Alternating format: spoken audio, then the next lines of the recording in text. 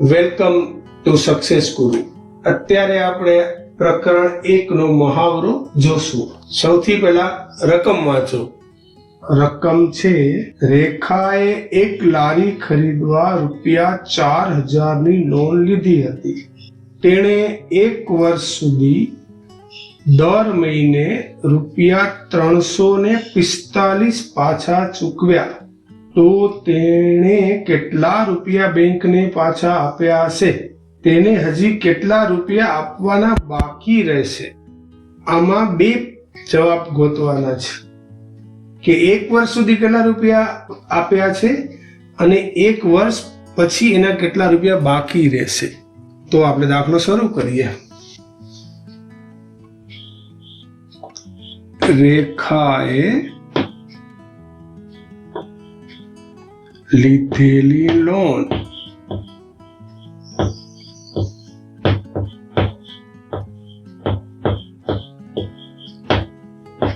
કેટલા રૂપિયા? 4,000. સમજાઈ ગયું? 4,000 રૂપિયાની લોન લીધી. દર મહિને કેટલા રૂપિયા ચૂકવે છે?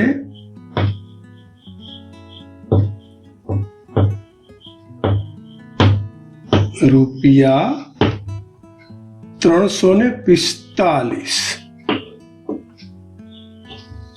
દાખલામાં એમ પૂછ્યું છે 12 મહિના સુધી ચૂકવે છે.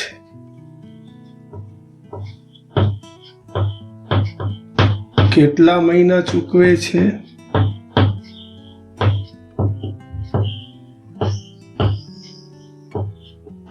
12 મહિના.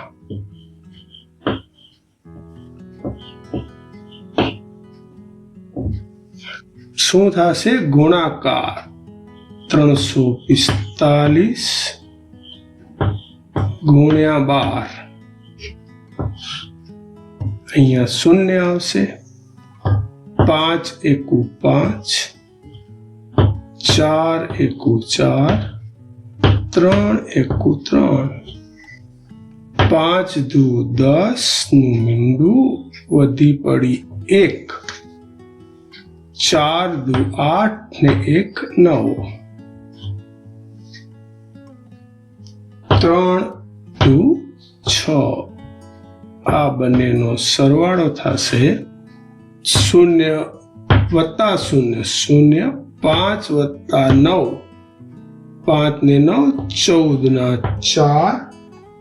અહીંયા વધી પડી 1, 4 ને 6 10 અને 1 11 નો 1 વધી પડી 1, 3 ને 4.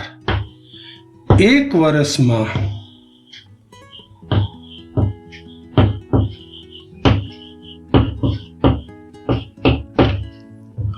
₹4,140 ચૂકવશે. આ આપણો પહેલો જવાબ થયો. કેટલા રૂપિયા ચૂકવ્યા?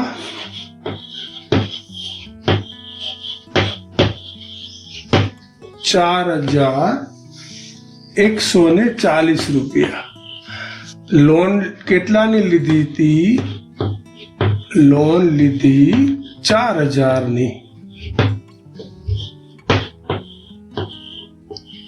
તો હવે તમે આ રકમ જોઈને કહો કે હજી કઈ બાકી રહ્યું?